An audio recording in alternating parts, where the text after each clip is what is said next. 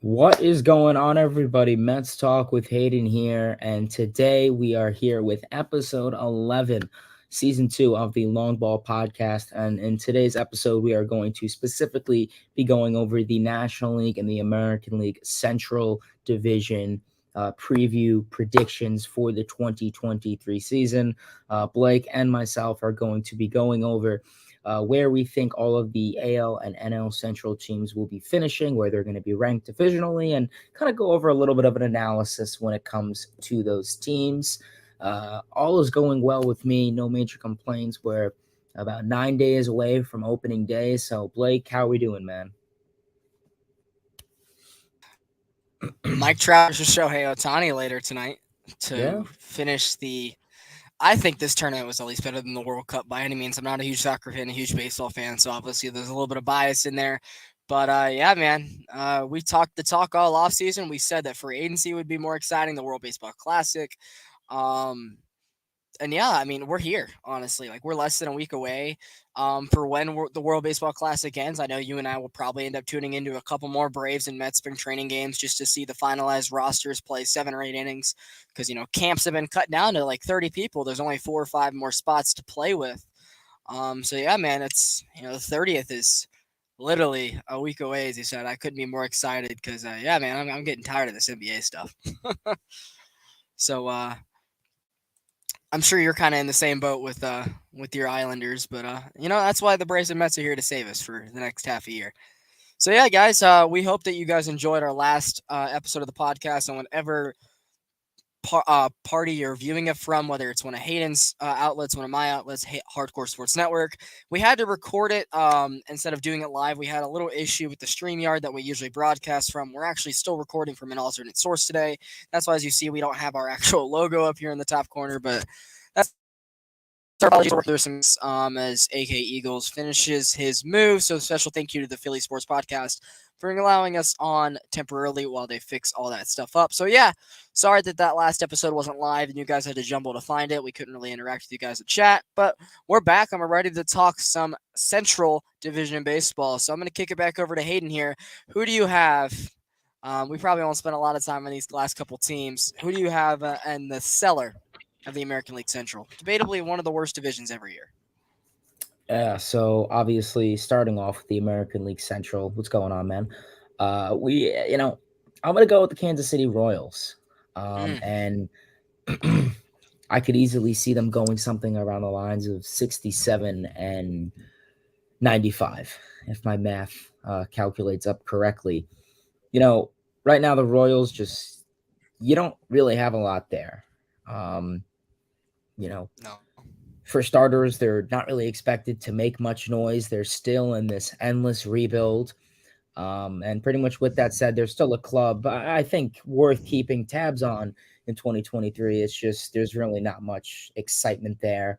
If you enjoy young talent, if you're a prospect buff like me, watching guys like Bobby Wood Jr., who had an excellent rookie season last year. Vinny Mm-hmm. Pasquantino is another guy who has some nice power. He could make a nice threat. He had a really good rookie season when it came to his power. Um, but otherwise, you don't really have a whole lot of names there offensively that stand out. You have Salvador Perez. He had this great 2021 season where he mashed 48 home runs. He was cruddy defensively, but great offensively. But we're honestly just going to see what Salvi Perez could do. Otherwise, I mean, you got Bobby Wood Jr. Eyes are going to be on him. Eyes are going to be on Vinny Pasquantino. But otherwise, there's really not much to go over. They got a couple acquisitions and Jordan Lyles, Ryan Yarbrough, um, Aroldis Chapman. We'll see if they could turn him around. Um, Amir Garrett, re-signed Zach Greinke. But just pitching wise, bullpen wise, there's just really nothing about this team that's like, ooh, this could be a one nice little, benefit of a ball club. There's really not much that stands out. There's no aspects of the Royals that are really enticing or good at all. So, like I said, I think they're gonna finish last in the Central, and giving it to them instead of a team like the Tigers, just because I just don't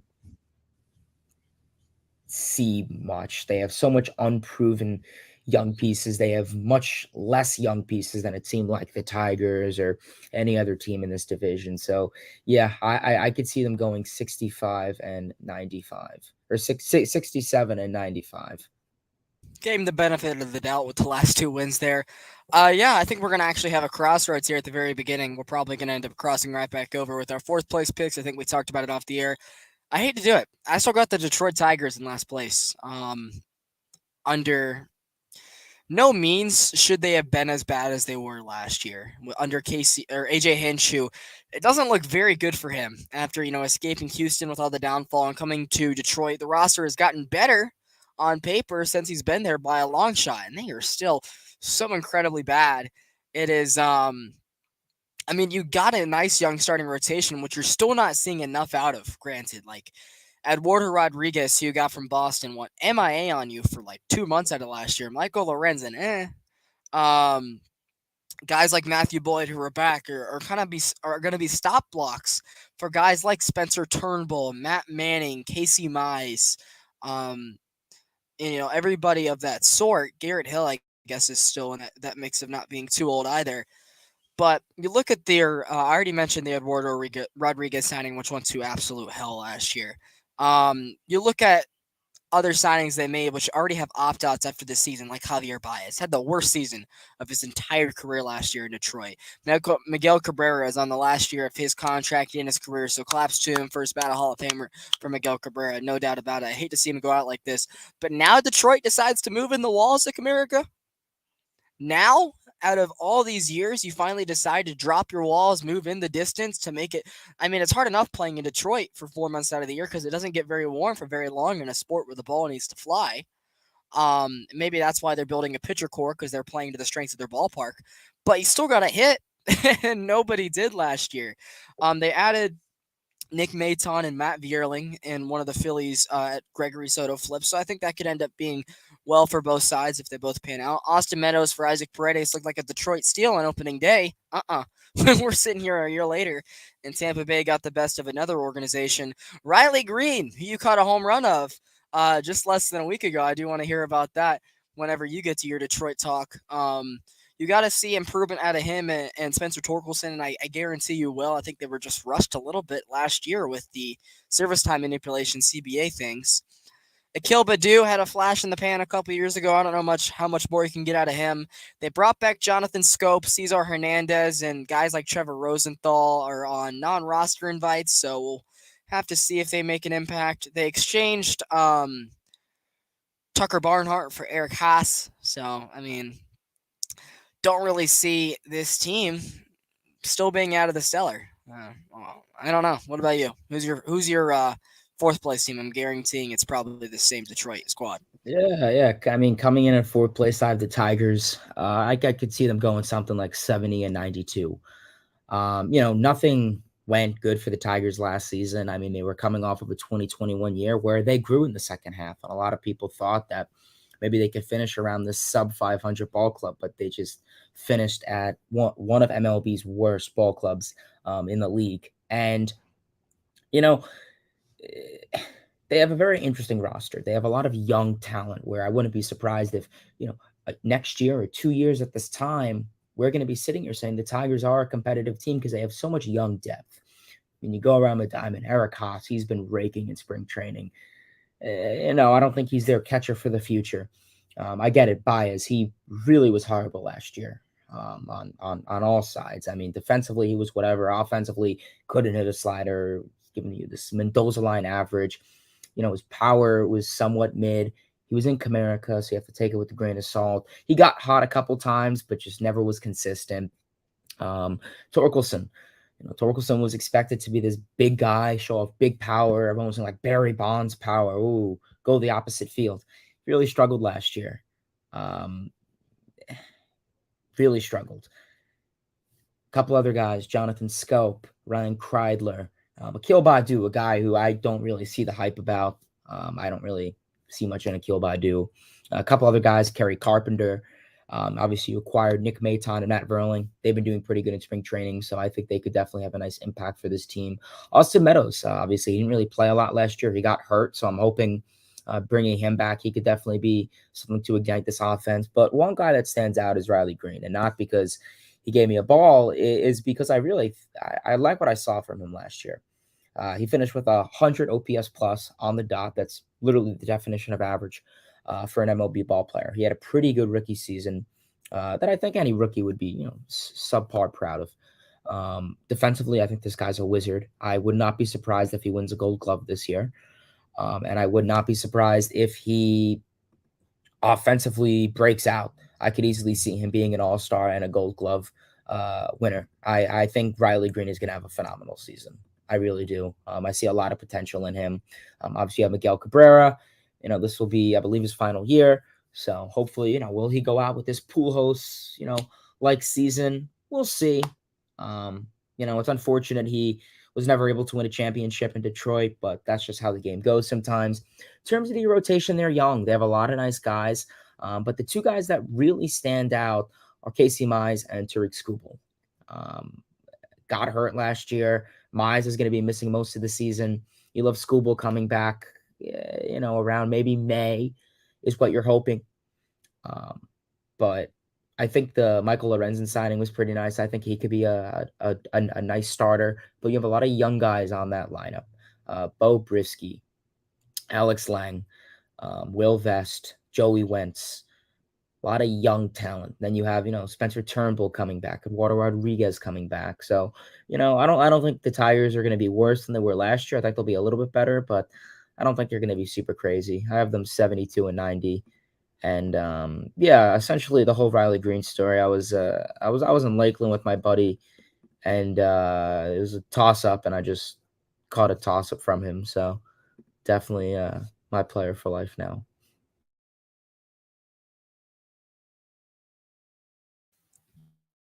Yeah, Miguel Cabrera's career home run total. And it looks like he's going to finish his career above 500. He's got 507.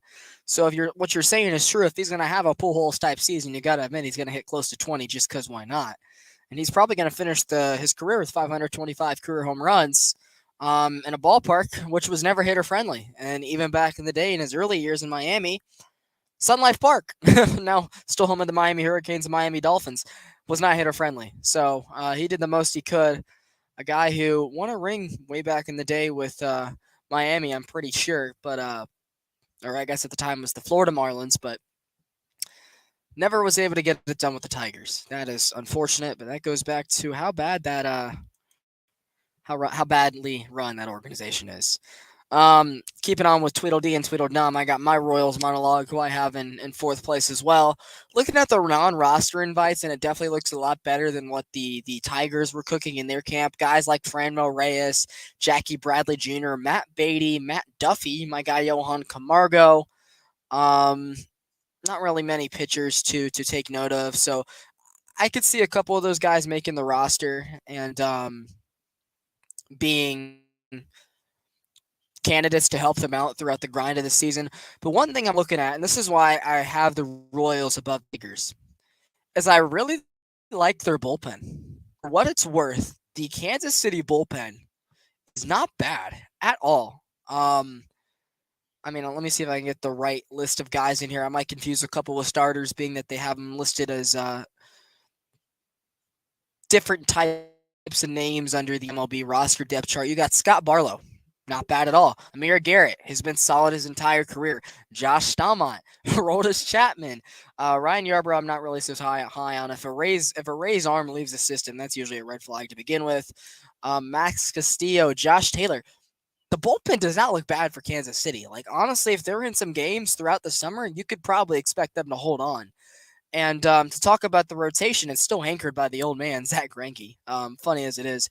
Chris Bubich, Jordan Lyles, Carlos Hernandez, another young guy. So pitching-wise, they don't look terrible, but the bullpen is, I think, the most surprising part to me. I could see them overachieving, like what I'm saying here, and them being able to flip a couple of these guys at the deadline to contending teams in the wild card push to be able to get a couple prospects back to be able to finally edge them above the Tigers once and for all in this never-ending rebuild.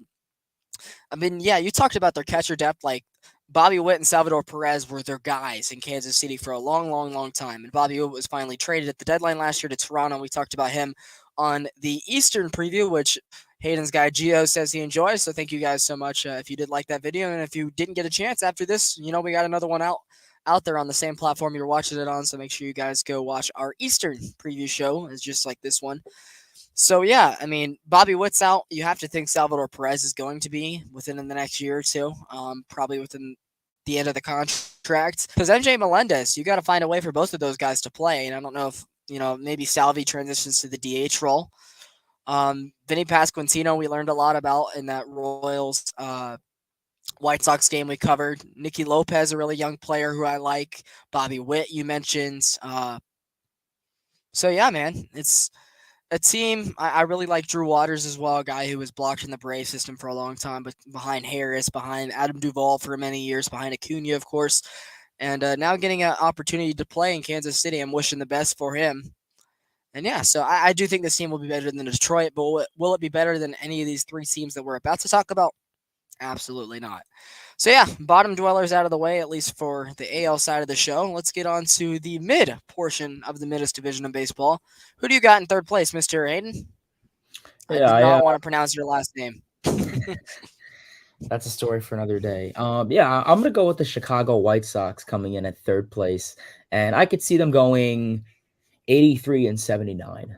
I think like a 2-game improvement from last year, where they finished exactly 500. The offseason was not kind to the White Sox at all. They watched as the Guardians and the Twins, their divisional competitors, only gained better, where they really didn't do a whole lot. You got Andrew Benintendi, a couple other mid players, but you lost Jose Abreu. And I think that's really going to be a crucial loss to the lineup. Don't get me wrong, they have an all-star powered lineup. You have a lot of great guys in that lineup when healthy, and keynote healthy, because health slaughtered their season last year. You got Tim Anderson.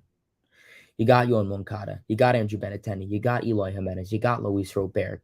You have a couple other guys who we'll see if they're going to break out, like Andrew Vaughn, Gavin Sheets, Jake Berger. What's going on with Yasmani Grandal? Is this dude elite? Is he back to being garbage? This was one of the best catchers in baseball 2-3 years ago, and now he's arguably one of the worst. Just right now, when it comes to the White Sox, like I said, had a rough offseason, but I think the keys to their season is going to be having Eloy Jimenez and Luis Robert stay healthy.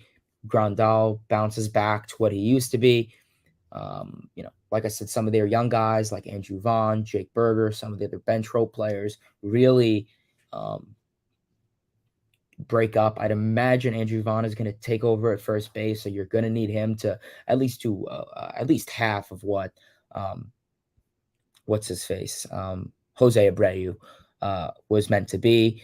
Like I said, the injuries and the lack of depth really hurt them last year, and I don't want that to be the case for the White Sox this year. In terms of their pitching, it's not bad. You're looking at a rotation of Dylan Cease, Lance Lynn, Giolito, Clevenger will be playing, and probably Michael Kopech. That's not a horrible rotation. I think Dylan Cease is a Cy Young candidate if they're healthy. And I say health because that's literally what killed them last year. Everyone, their whole rotation got hurt at one point through the season. So, I still think the two teams ahead of them are better right now. I think the Abreu loss was unfortunate. Farm system wise, they're not very talented. But yeah, I have them going 83 and 79, finishing in third place.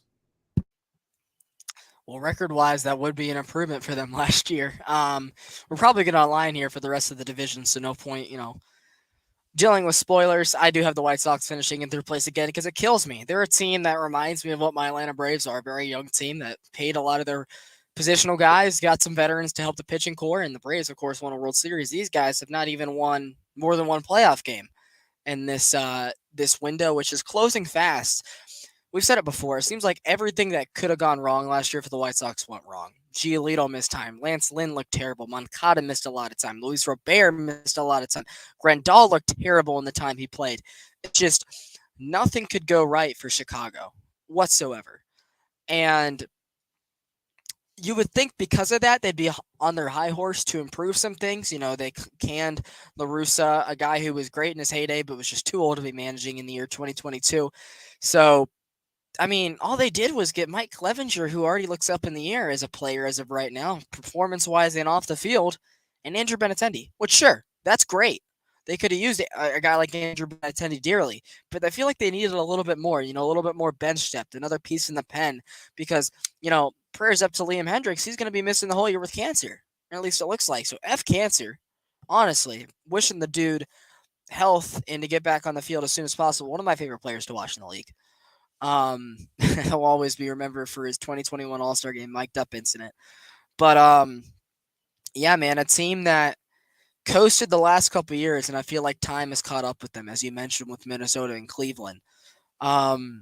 You mentioned that they have some breakout candidates, but what if these guys just don't break out? What are they going to do? Just sit back and sit on their hands? Because they can't really afford to go out and acquire more contracts midseason. You got to pay some guys at the end of this next year, like Tim Anderson and Lucas Giolito.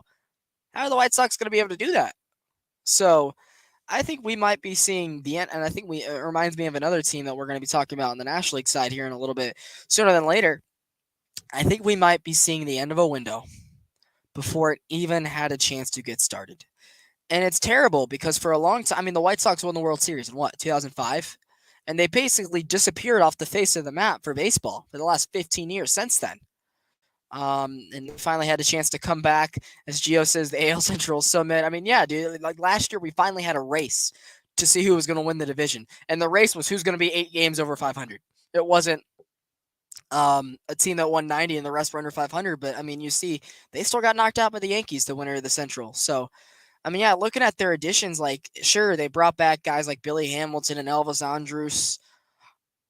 But other than that, I'm just not seeing enough to say that they improved. I mean, it's really going to have to be managerial wit that helps them win the games they didn't last year because they never got on track. Garrett Crochet is going to be nice to have back. I mean, you're basically exchanging Liam Hendricks for Garrett Crochet injury-wise. Couple of the guys they sent over in the Craig Kimbrell trade to the north side of town has looked really good for the Cubs, and it has not looked great for the White Sox. That side of trade, they didn't get anybody else back in return. Rotation sure looks great. Lynn, Giolito, Cease. And I think you can expect either Kopech or Clevenger to bounce back and have a good year. But all those guys are righties. You don't have a single lefty in your rotation. I mean, White Sox, you're scaring me a little bit. I can't lie. So we'll see. Maybe they'll prove us wrong, and I hope they do. But my third place team is the White Sox, and I guess we'll start our twin monologues now. I think that's your second place team, so go ahead. Yeah, coming into second place, I have the Minnesota Twins going 89 and 73. If only the NL East was like that. But yeah, I mean, right now, coming in looking at the Twins, last year was just not the year for them. They went out, they signed Carlos Correa to a mega deal, and everyone was kind of expecting them to, I guess, carry the AL Central. I kind of thought, everyone was projected them to be the best team, but the team in first place, the Guardians, kind of came under and surprised everyone in baseball. And unfortunately, they just, failed to meet their expectations and did not miss and did miss the playoffs. My apologies, and were a couple games under 500. But with that said, they went out the season. They were able to reacquire Carlos Correa after all of those shenanigans with Correa not going to the Giants or Mets and landing back with the Minnesota Twins. Couple other additions in catcher Christian Vasquez, definitely going to be an upgrade from Gary Sanchez, and you brought in Joey Gallo, so we'll see what his power could do if he could try and figure himself out. Also got Pablo Lopez, so some rotation depth and bench piece in Michael A. Taylor. But you look at that lineup; it's not horrible. Carlos Correa, Byron Buxton. I think those are going to kind of be the two guys, the two duos. If Buxton's healthy, which we haven't seen a whole lot of him being healthy for a full season. If Buxton's healthy, and of course Correa, I don't really think Correa's health is really as a concern as people think it is. But Buxton stays healthy and he does what he does, which he's capable. Him and Cray are going to carry that team. And you have a couple other guys like Max Kepler, Alex Kirilloff, if he could finally break out, Jorge Polanco, Jose Miranda. They also brought in Kyle Farmer. I didn't see that. Christian Vasquez. So, you got a couple decent guys in that mix. Obviously, moving in to some of the rotation. Pitching wise, you got a couple guys, Sonny Gray, Tyler Malley, Kenta Maeda, forgot he existed, Pablo Lopez, Joe Ryan, he had a pretty good rookie campaign last season. So it's going to be an interesting year when it comes to their pitching. A couple of guys in the bullpen, of course, Jorge Lopez, Johan Duran.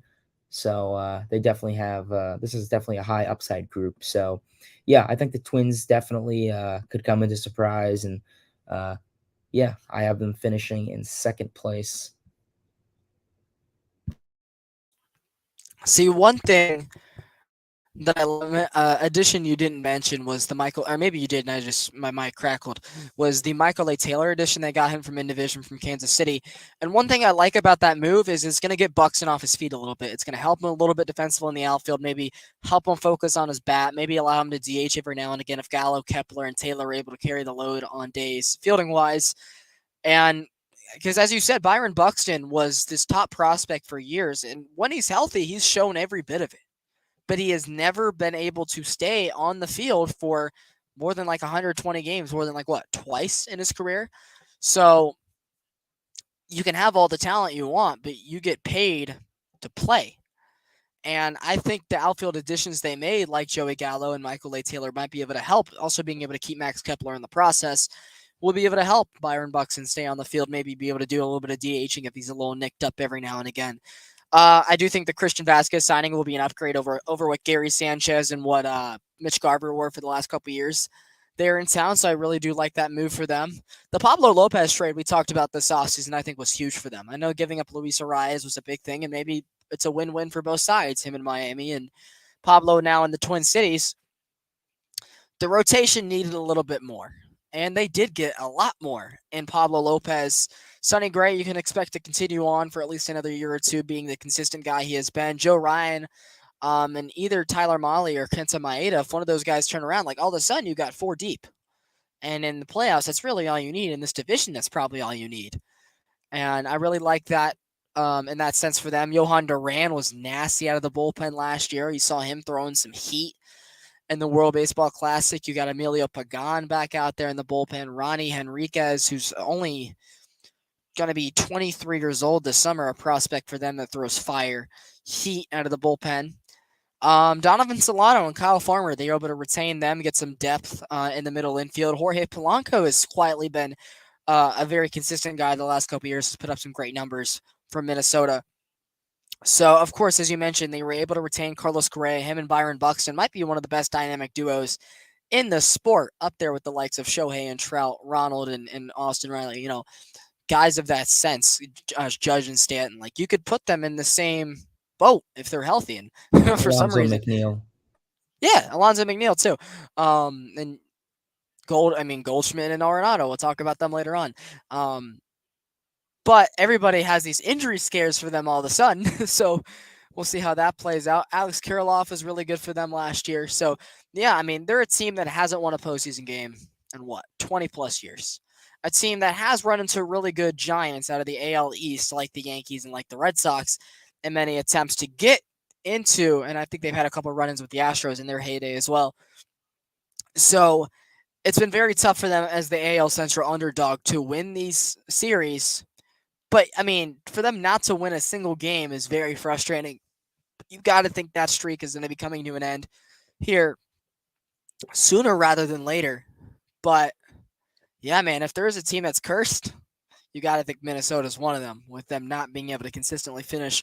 And when they do, win a single playoff game. One last thing I'll mention, you talked about the Joey Gallo thing and how he's probably going to benefit better from the shift.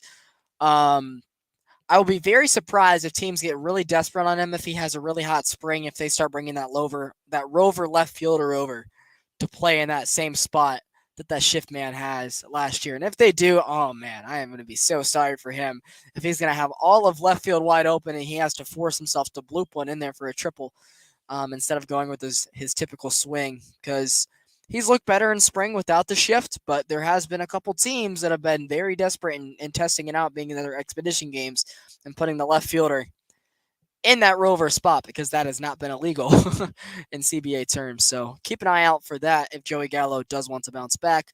But yeah, I think that's all pretty much for the Minnesota Twins. Now, drum roll, please, for the AL Central champions. I think I have them for the second year in a row.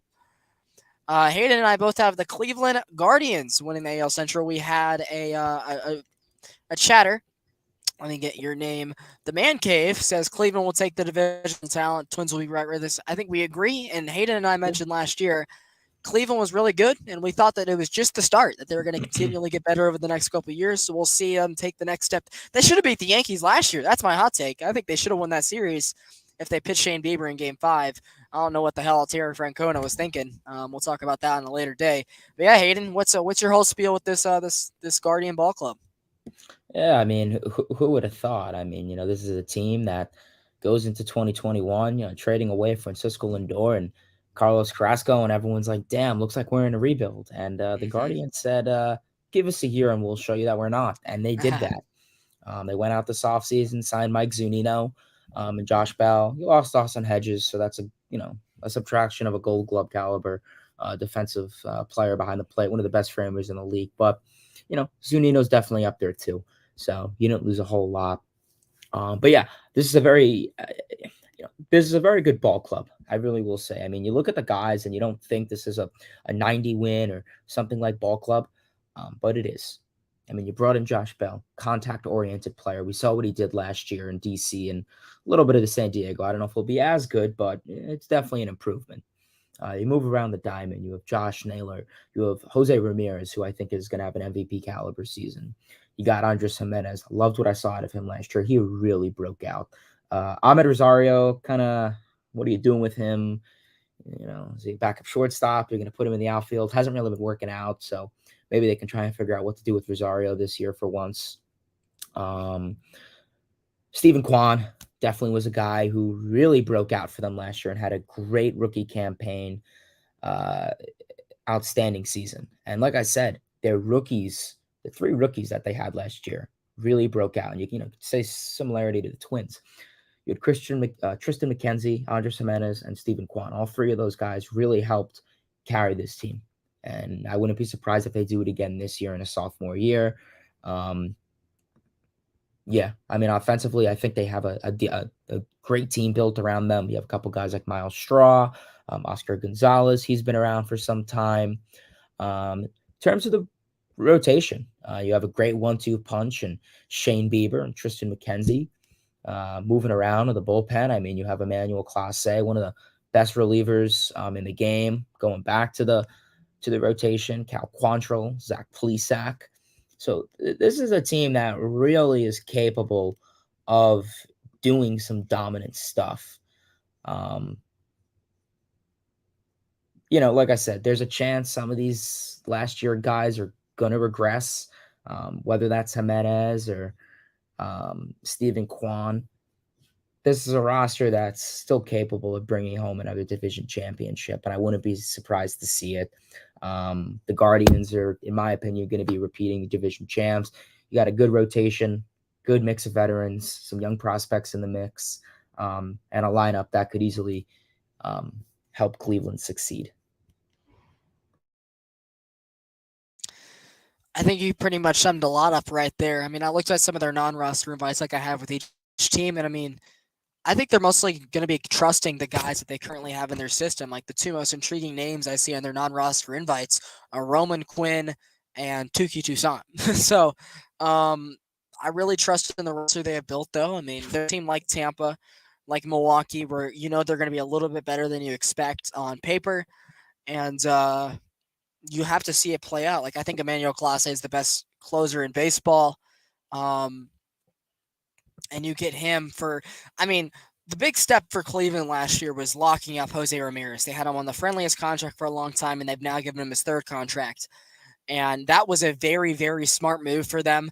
And I'll be interested to see if they do the same thing for their best pitcher, Shane Bieber. You gave Jose his money. I think now you give Shane his money, And an owner that was once looked at as pretty cheap has all of a sudden paid their two cornerstones. And that's going to be a big thing for them.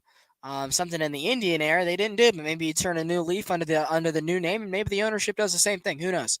But yeah, this is a team that's always going to be able to pitch. I'm very surprised they haven't brought back Corey Kluber as like a 6-man rover, bullpen long reliever, just to end his career. Maybe we'll see that in 2024. But yeah, I really like Kyle Concher, Zach Plesac, Aaron Savali. I forget who it was. If Man Cave, if you're still in the comments, let me know. Whoever the hell started for you guys in Game 5 last year, I think it was Aaron Savali. Was it not? It was. He had like a 5+ ERA, terrible season, and I don't know why they went with him over Shane Bieber. That was really the cost for their season. Karinchak had a really nice bounce back campaign last year behind Emmanuel Clase. They'll be hoping to get more of the same with guys like Michael Kelly, Aniel de los Santos, as you spoke of. So, it was Savali. Thank you, Tyler or Rob, whichever one you are. And yeah, that was a decision that really cost their season. I thought they were going to win the series if they put Shane Bieber out there at the end. Josh Bell, as you mentioned, is a guy that will service Josh Naylor well. I think a guy that will maybe be able to DH or platoon a little bit better against lefties. Had some moments last year, but the highlights you didn't see were his struggles lefty. So we'll see. As you mentioned, they in the Lindor trade they got Andres Jimenez and Ahmed Rosario, and Andres did his thing last year. Ahmed, not so much. We'll see if that continues or if they're able to get some out of both next year. Stephen Kwan is a guy that I don't think will really have much of a sophomore slump. He's a guy who I think is going to be able to translate well year to year without being able to have these ebbs and flows because he's a stick ball hitter. I feel like he might be the next Matt Duffy if there was such a thing, and he was a pretty good player in his day. Oscar Gonzalez is, I guess, going to be their new man playing the SpongeBob song. They traded a couple of their outfielders for depth over the last year, and I think he's still in town, so that tells you what they think of him and Stephen Kwan each.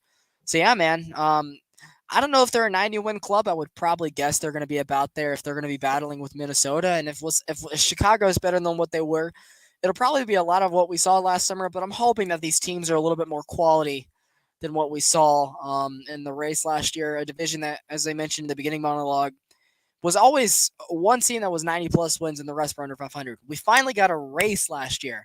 Still only one made the playoffs, but Cleveland was the only good team by far. Chicago and Minnesota crapped the bed at the end to finish at 500 and below.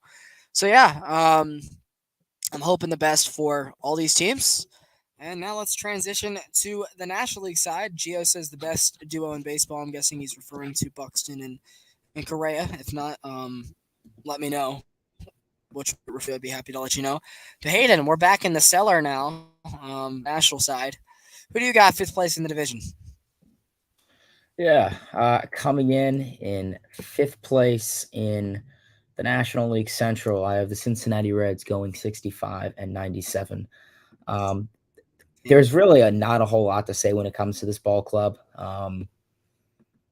You know, and even looking at it the past decade, they really haven't been a whole great team. You have a couple promising young guys, including Nick Lodolo and Hunter Green, who, like I said, had promising rookie campaign seasons last year. If Green could kind of chillax with the long ball and the hard contact, he could definitely be an elite pitcher. He has crazy velo, elite spin rates, all that great stuff. I like what I've seen from Hunter Green.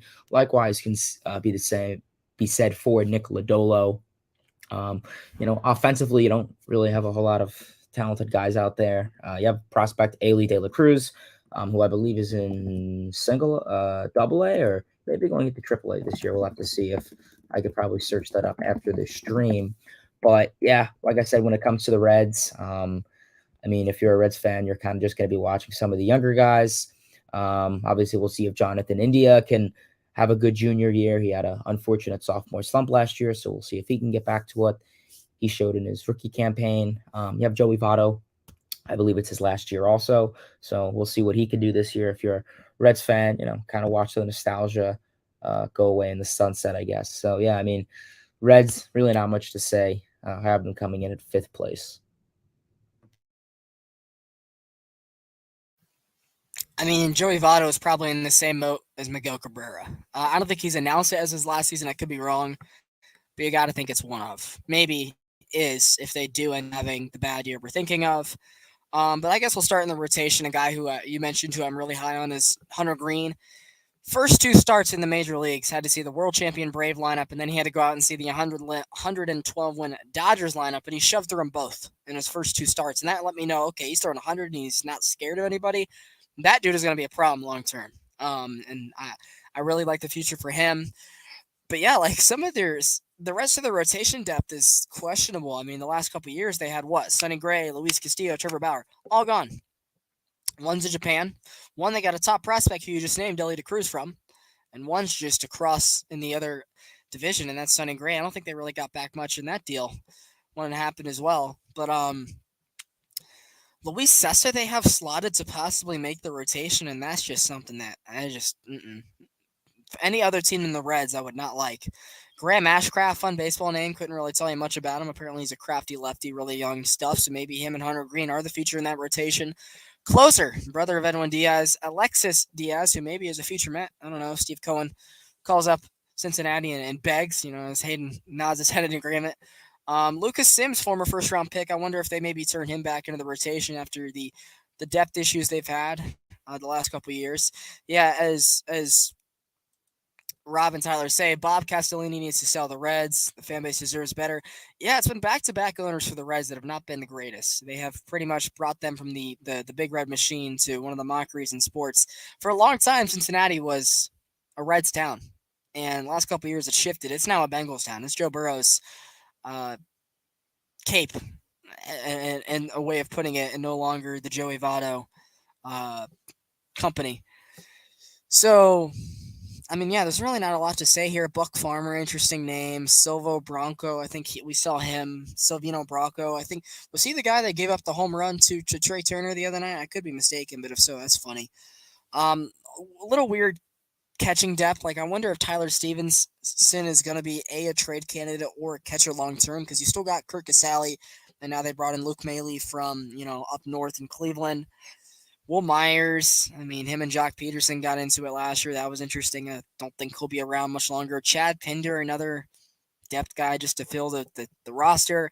Jonathan India, as you said, Rookie of the Year candidate out of Florida. Won the Rookie of the Year, I should say, and didn't play a lot last year, and when he did, wasn't great.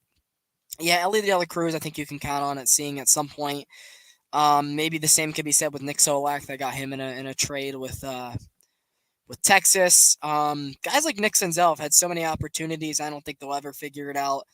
Same goes for guys like Jake Fraley. So, yeah, it's just a team that's not going to be exciting to watch. I'll probably catch, I don't know, less than 20 of their games this year. I'll probably see them when they play the Braves, when they play the Phillies, when they play the Mets, and that's probably the gist of it.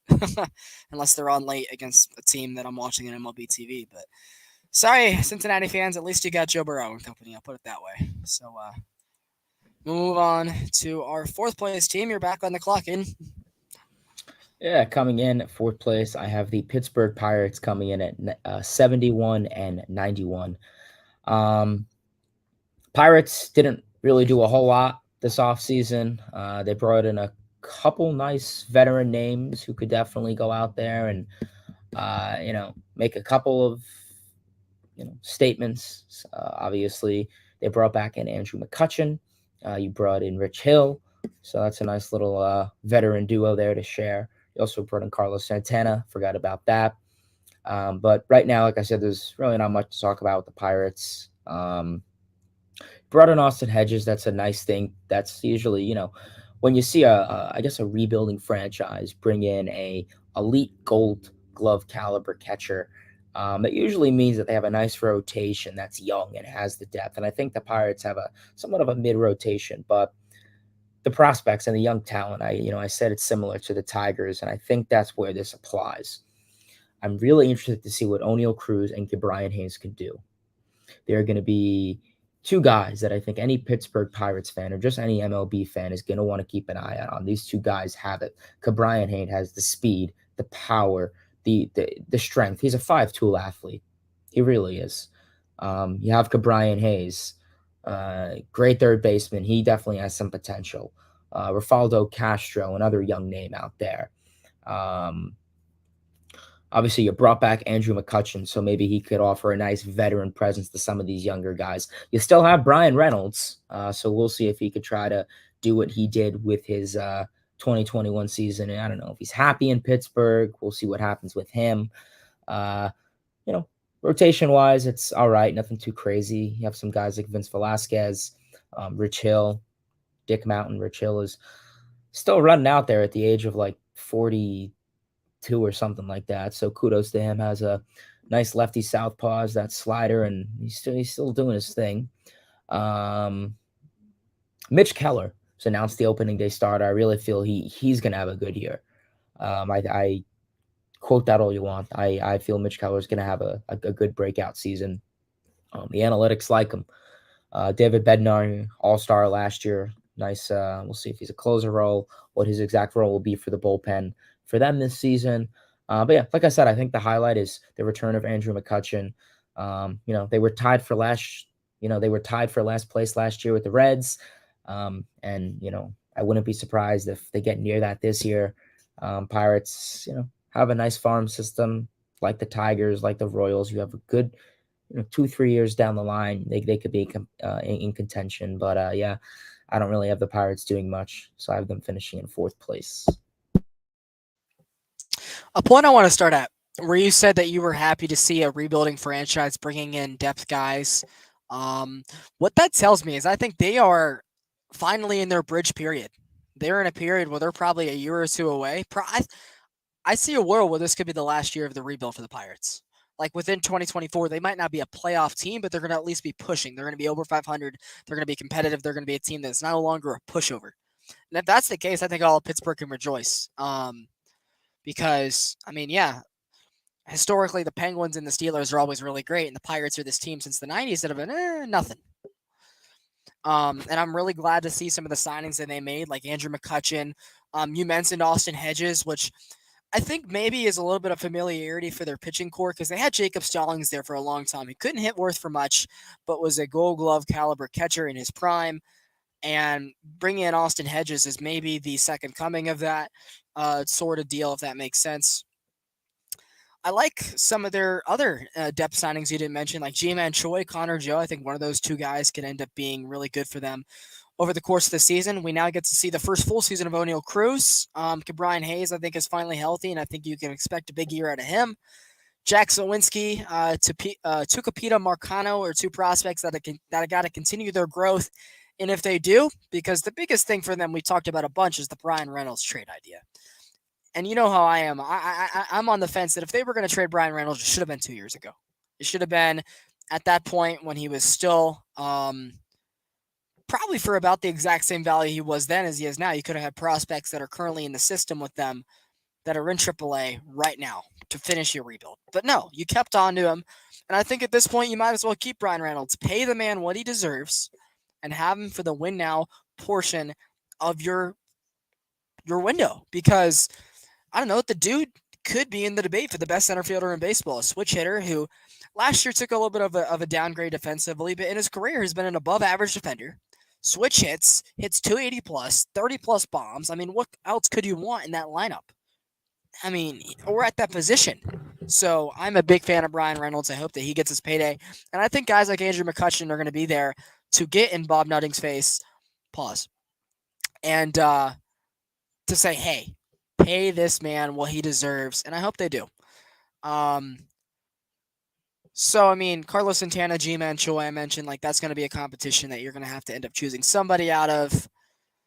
I think you have the Reds at this point, and you got the Pirates at this point, and that's where they're crossing at. You got to think the trajectory of the teams are going in this direction.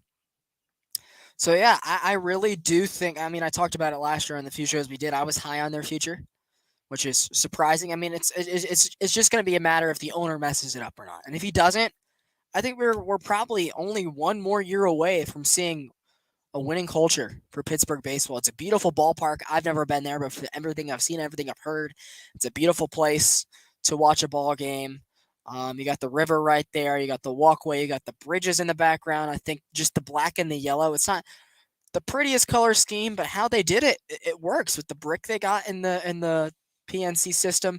So Yeah, David Bednar, you got to keep doing what he did. Will Crow, Dwayne Underwood. So, like, the bullpen has some guys there. Funny enough, Rich Hill, as you said, is getting up there. I think he's going to catch Bartolo Colon for the longest tenured player age wise. His birthday was March 11th, 1980. So, 2 weeks ago, he turned 43. So, what? He's got 2 more years. Someone's going to want 2 more years of Rich Hill. So, yeah, I think this team is fourth place, but I think they are miles, maybe record wise not, but paper wise, they are miles better than Cincinnati. Now comes the biggest argument we've had in like the last hour: Chicago or Milwaukee? Because I think we both have St. Louis winning it. Go with you first, Hayden. I'll tell you, it's really tough, and I could easily be surprised to see this team be tied. But right now, I still think I'm going to have to go with the Milwaukee Brewers. I have the Milwaukee Brewers finishing in third place. Give me 1 second. Sorry, my computer just decided to be stupid. Sorry. Yeah, I have the Milwaukee Brewers coming in third place, and I have them going 82-80. You know, the Brewers, I wouldn't be surprised if they sold at the deadline. They're a team that relies heavily on pitching and limits offense. You don't, you look at the offensive contributions and you don't have a whole lot of talent there. Sure, you have Jesse Winker. He's expected to have a huge season. Who else? I look at this lineup right now. Willie Adames was really never what he was in Tampa Bay. You have William Contreras. Brian Anderson never really was able to figure himself out. Mike Brasso, dude fell off the planet. I completely forgot about him. Everyone else is to an extent just an average player. Rowdy Tellez has some nice power. I think he's capable of being, a 30 home runs guy. But you don't have a whole lot of offensive contributions. Yelich, what happened to that dude? Christian Yelich, we could spend a whole stream talking about what happened to him. His power went down. Just his mobility went down. Just as a player, he's decreased. His ground ball percentage has gone up. Exit velocity has gone down. He's walking still great, but what is that going to do? I don't care if you have a 350 OBP and then a Mendoza line average. What is that going to do? I don't see a whole lot of offensive contributions there, and I think that's finally going to be the year where it catches up on them. They got a great rotation. I think one of the best in baseball, sure. In Corbin Burns, Brandon Woodruff, Freddie Peralta. You brought in Wade Miley, and you have a ton of depth in guys like Adrian Hauser, Aaron Ashby, Eric Lauer, Wade Miley. But I don't think it's going to be enough. You lost Josh Hader too, but you have Devin Williams, who's in my opinion is a phenomenal closer. But I don't think it's enough to compete with the Cardinals and the Cubs. The Cubs have a better lineup than the Brewers, and I just really think that goes on to say a lot. Obviously you look at this Brewers organization, I consider them a Moneyball team. They don't spend a whole lot, but when they do spend, they, are kind of like the Rays or I guess the Athletics, and they're able to make the moves and they just come out into success. But right now, I don't see the Brewers necessarily doing doing a lot. Like I said, rotation wise, they're great. Home run or nothing kind of ball club too when it comes to it offensively, and we've seen that in the playoffs, and it does not really work. It's unfortunate, I've always had a soft spot for the Brewers, but I wouldn't be surprised if this is a year where they kind of just rebuild it. Last year was disappointing for them. They were hoping to, this is the year they were trying to hope to bounce back. You have that extra wild card spot, but yeah, I don't know. I just don't see it.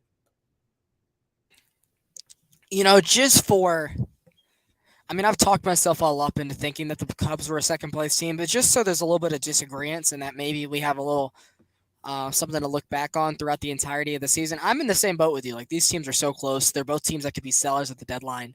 Like, I think the Brewers are more set up just because they don't pay guys, and the Cubs are more set up on these short-term contracts that if they don't work, they're just going to sell off and try to get pieces for them. So they might be selling in two different circumstances. But just so there's a little bit of disparity, maybe I am sure for the Cubs to be a second place team. I think baseball is more fun when they are good and competitive. But just for a little bit of disparity between us, I am going to pick the Cubs to finish third place in the National League Central. Um, I mean, no really rhyme or reason to it other than basically what I just said. For the Cubs, though, a team that we didn't really expect to be. I mean, we talked about it throughout the offseason. We're like, this is a team that you could see make moves, being that they have shedded some salary the last couple of years, and being how the division was. Like, we're like, I don't think you see Castellini or Nutting making moves. Maybe the Ricketts do, and they have, and we'll see how they turn out. I mean, we'll get into them in just a second. I'll start with the rotation. Like, Kyle Hendricks is no longer what he was, but he's probably what, your 3 or your 4. Like, I think for where Chicago's at, you're willing to take that along with Marcus Stroman and Jamison Taillon. Keegan Thompson looked really good in the starting role that he had last year, and I think he continues on. He might have some bumps in the road, but as a starter, as a young starter for what he is, I think you see that. We're able to contain one of Miley and Smiley, and that was Drew Smiley. Gio agrees, so to see about that. So honestly, the Cubs rotation is not bad for what it's worth. Stroman, Taillon, Thompson, Smiley, Hendricks is probably about the order it'd go in.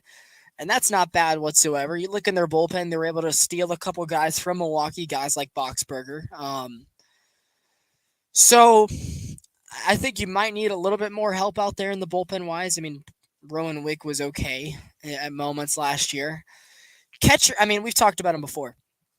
The biggest thing I'm surprised about is if they paid either Chris Bryant or Wilson Contreras and you still had one of those guys slotted at third base or catcher, the lineup would look so much better. Because going around, you got Jan Gomes and Tucker Barnhart behind the plate. Is that really what's going to move the needle? And at third base, they have Patrick Wisdom and Morel, who's more slotted to be an outfielder. Is that going to move the needle? So let's play the game if they had either Contreras or Chris Bryant so in the lineup, right? Eric Hosmer and Trey Mancini. That's a fun platoon. You would like to think one of those guys will win out and be a solid player this year. Nico Horner, you like him up the middle along with Dansby Swanson. You haven't seen a lot out of Nick Madrigal yet, so I'd be willing to see if he's a trade candidate for them this year. Zach McKinstry, I like him off the bench, Mr. Specs. And David Bodie, fan favorite. He's kind of like the Cubs version of Luis Guillorme, I guess, if you had to give a comparison. He's like their Guillorme. So yeah, Dansby Swanson, of course, got the big bag. Ian Happ, I'll be interested to see if the Ricketts pay him. And if they do, I think they're interested in winning. Cody Bellinger, well, I think he's looking for a bounce back spot. We'll see if he does or if he doesn't. Seiya Suzuki is going to be missing a little bit of time to start the year. But other than that, I mean, team doesn't look bad.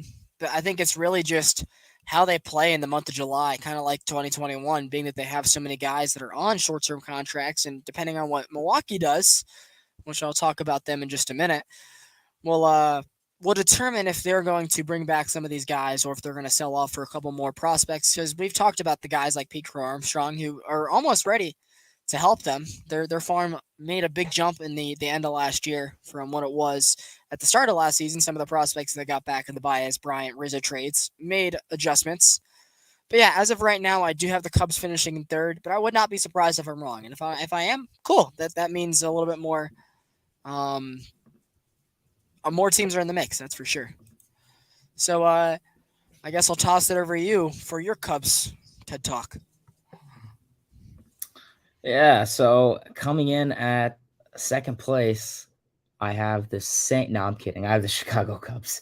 Yeah, so coming in at second place, I obviously have the Chicago Cubs. And give me 1 second to make sure my math checks out. I have them going 85 and 77. Yeah, the Cubs, in my opinion, they won the offseason. They had a phenomenal offseason. They addressed starting pitching. They brought in some veteran pieces like Eric Hosmer. They brought in Cody Bellinger. They brought in Trey Mancini, acquired Dansby Swanson. Tip of the cap to them.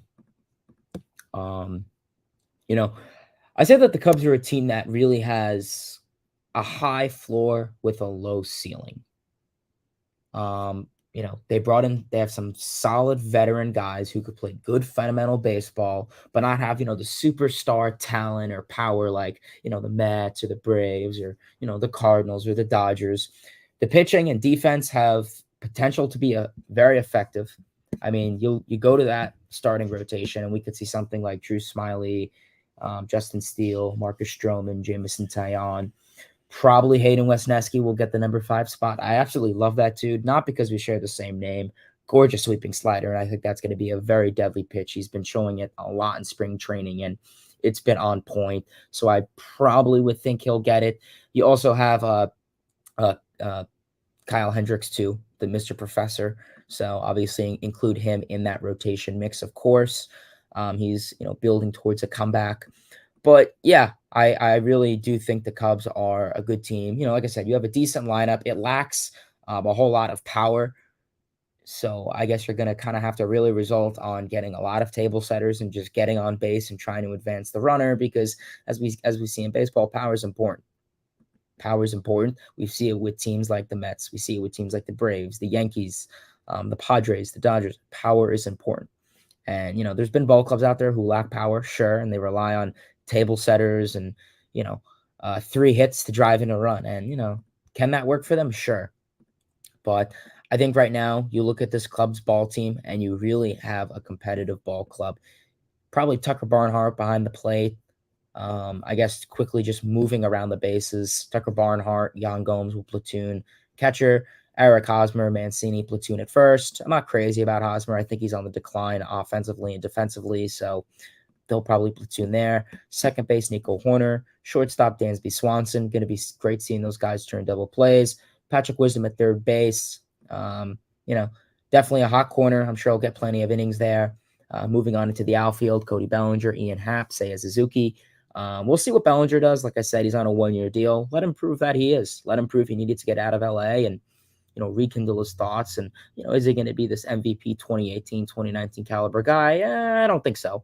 But I think he has the potential to be this subpar, 270 average, 20 home run, 770 to 800 OPS type guy. So, and probably DH, probably the guys I didn't name. You have some utility guys, Madrigal, Zach McKinstry. Never knew they signed him. That's a decent signing there. So I really do think the Cubs can really try and pull something off. They're one of the more improved teams in baseball. Like I said, I think definitely the bullpen,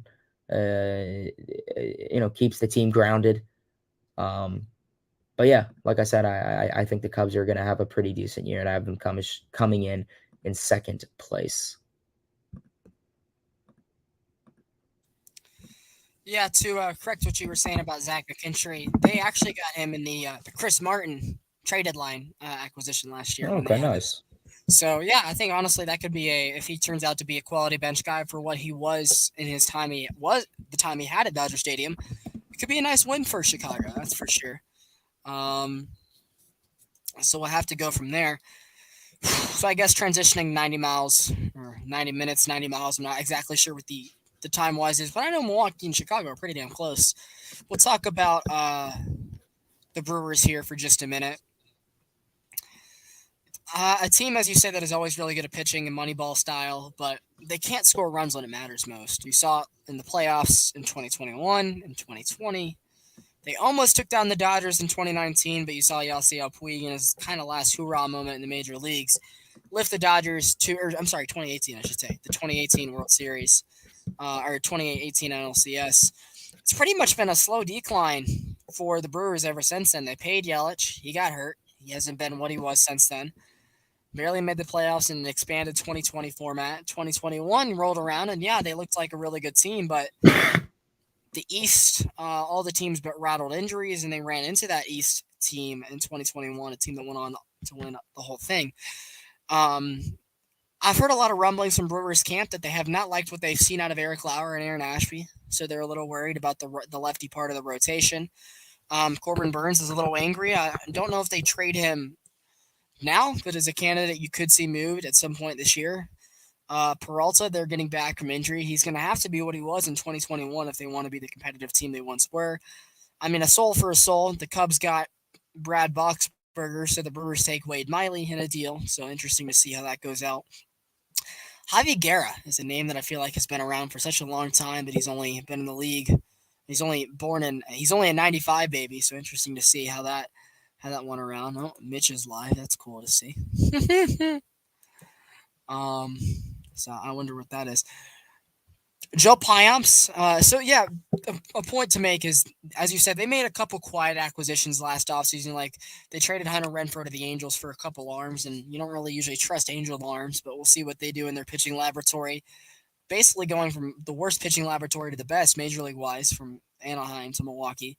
So we'll see what they turn out of those guys. They quietly added two All-Star caliber players in Jesse Winker and William Contreras, I should say. And that was part of the three-team Sean Murphy deal. I'm a lot higher on the Jesse Winker bounce back than a lot of people are.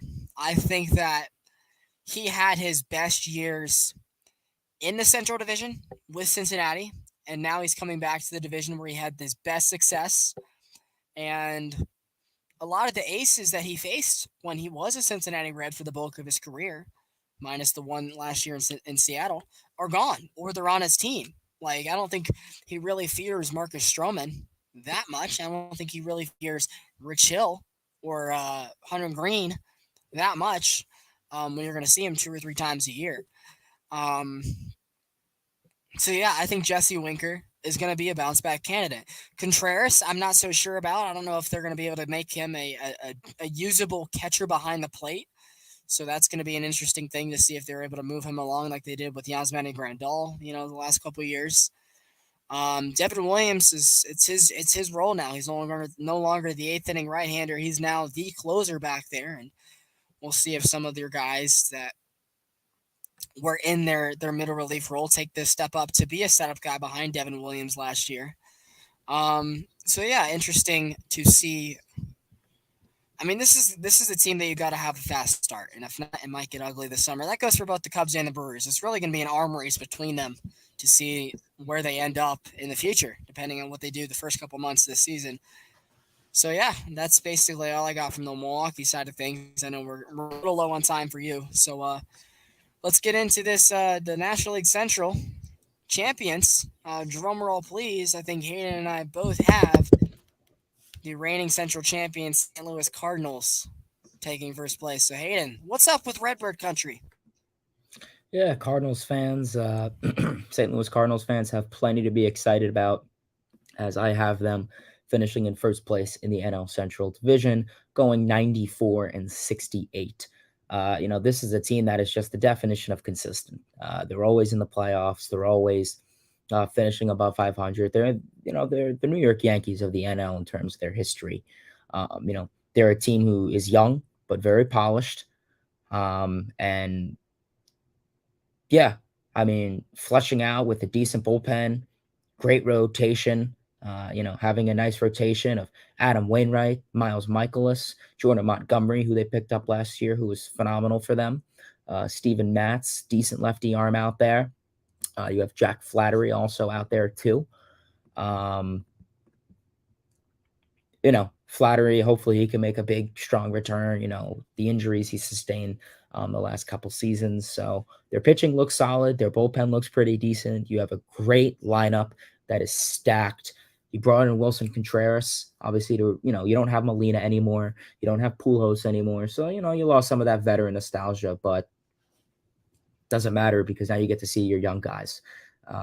Jordan Walker and Mason Wynn. Those guys are killing it in spring training, and I easily think they're both going to make the roster and have a phenomenal rookie campaign, a phenomenal rookie season. You have MVP caliber players and Paul Goldschmidt, Nolan Arenado. They're going to continue doing those great things. Mix some other guys in like Tommy Edman, Paul DeYoung, Brennan Donovan, Nolan Gorman, Dylan Carlson, Tyler O'Neill. It's a great lineup. One of the best defensive teams in baseball. I mean, I look at that whole lineup and I'm thinking, who's the worst defensive guy? Stacked defensive team. If a team were to win a Gold Glove award, I think it's the St. Louis Cardinals themselves. They're a great defensive team. Yeah, overall, I just quick summary. They're a dominant rotation, young lineup, but like I said, they're polished and coming out with a decent bullpen, and I think they could certainly win plenty of games and try and go for that NL Central division.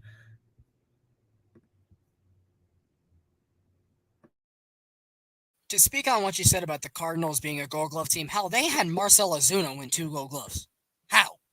How? Like, there's something out there, something with that bird devil magic that they love to call. I am going to disagree with you on the rotation part. I think this is a rotation that we'll need to add. I think it's a team. The offense is going to provide you enough behind guys they have to win you games, but I do think if they want to win a World Series this year, the Cardinals are going to need to add a pitcher to the rotation. As you said, Jack Flaherty has had 2 injury campaign seasons. They're going to need him to bounce back, and if he does, like, hey, he's going to want a payday soon. And I think the Cardinals have the funds to be able to make that happen. But it'll be interesting to see how he does and if they do keep him long term. Steven Matz, you know and love, so I don't really need to go much into detail about him. You kind of did what you needed there. Adam Wainwright is going to be the interesting candidate for me. He is only like 18 months younger than Rich Hill, and is on Team USA right now. The thing that's going to be interesting to him is he could have retired to the sunset like Yachty and like Pujols did. And I will be very sad if Wainwright doesn't have the season he's looking for this season. His velocity is his curveball's still great. His curveball is his out pitch right now, but his fastball is not there. And I don't think it will be this season. So I'll be very sad if Wainwright goes out on a very bad note, knowing that he could have easily taken, I guess, the easy way out and gone out with Yadier Molina and Albert Pujols. It's going to be a year of change for St. Louis, but he's coming back for his own little final reunion tour. So, yeah, you touched on Miles Michaels. He's been consistent for them the last couple years. The Jordan Montgomery, Harrison Bader trade looks like a win-win as of right now for both sides. So we'll see if that continues. The bullpen, man, they got 3 or 4 guys, righty or lefty, that can just pump you with 100 plus even. Ryan Helsley, Giovanni Gallegos, Jordan Hicks, Genesis Cabrera. From the left side, they got Zach Thompson and of course, Cabrera, who I just mentioned. So the bullpen, I would say, is the more dominant part. I do think they'll need to add a little bit on the starting rotation, so we'll see. But yeah, they still got Andrew Kisner behind the plate to back up from going from Yadier Molina to Wilson Contreras, who they poached from their arch rival. That's going to be really interesting to see how Contreras handles his little reunion tour with the Cubs over the summer. But that was a really, really good pickup, which I didn't really expect. I thought Contreras was maybe going to be either back to the Cubs or in the Astros system, but no, the Cardinals swooped in the 11th hour and got him. Goldschmidt and Arenado, 2 MVP candidates on each side of the infield. Don't really need to go into much detail about them. Paul DeJong is an interesting name, though. I think the Cardinals might be out on him. I think he's a guy that could get DFA'd this summer if some of their sophomore year prospects and even guys like Jordan Walker, who I'll talk about in just a second, come up and continue to produce, because there's really not a lot of space for the guy. He hasn't been good in the last couple of years, and the Cardinals are a type of team to not really keep dead weight on the roster. Brendan Donovan played in every position last year. It'll be interesting to see if that trend continues. Juan Yepes, a guy who DH'd for them, he's in the same boat as Joey Meneses, older first baseman who's finally gotten an opportunity to play. Was stuck behind Freddie Freeman for years in Atlanta, and both those guys made great use of their at-bats last year. It'll be interesting to see if Meneses and Yepes in both their clubs continue that. Lars Nootbaar is playing for the World Baseball Classic Championship tonight. You got him, and you got Tyler O'Neill manning the outfield along with Brendan Donovan, along with Jordan Walker, along with Dylan Carlson. So the outfield is very, very young. The infield, I guess you could say, is more of the veterans with Goldschmidt, with Arenado, with Contreras. Tommy Edman had a career year last year, and I think they probably expect that trend to continue. So, yeah, I'm very surprised the Phillies won that series in 2 last year. I thought this was a team that maybe would have a little bit of magic and go on a run, but they didn't. But I don't think that that's going to hold them back this year. As you said, like, they're the Yankees in the National League, second most championships all time behind New York, I think, with 11 or 12 at this point. So yeah, I think this is a team that's probably going to win close to 100 games with the balanced schedule. They won what 94 last year with the slow start in the Central Division. So we'll be intrigued to see how it goes. I think this is a team that's not being slept on, but a team that could be up there with the Padres, the Dodgers, the Braves, and the Mets and company. So, and the National League side of things. So, I'm very excited to see how they do this summer. A team that no one's going to want to see in a short series. I don't think they'll have the same luck that the Phillies had with them last year. So, Hayden, before we go, because I know you got to leave in a couple minutes, any last thoughts before we wrap the show up? Nah, I got nothing. Like I said, these are going to be two interesting divisions to keep an eye out on. I agree. I mean, hopefully they're the last couple years. So yeah, guys, we got the Western preview show coming up in the next couple days whenever Hayden and I are available, maybe at the end of the weekend. So yeah, probably only one or two more off seasons. Maybe we do one last labor pod to go over the stuff we missed over the spring training storylines. Maybe we do that type of show, Hayden, where we just recap the spring training competitions and the remaining the news. Um, Maybe we do that with the Western shows. I don't know, but yeah, man, I'll definitely have to get you on a call here in the next couple of days, and we'll discuss our regular season format show. Because guys, we're here. Like the season is upon us. I can't wait. We got the Western shows. We'll talk Dodgers. We'll talk athletics from top to bottom. Um, you know, high and lows. And yeah, guys. So we'll see you guys next time. Make sure you guys enjoy your evening. USA versus Japan tonight. Who do you got winning this game, Hayden? Damn, I don't have an American flag in here. USA. Do you think USA, Shohei baby. is a?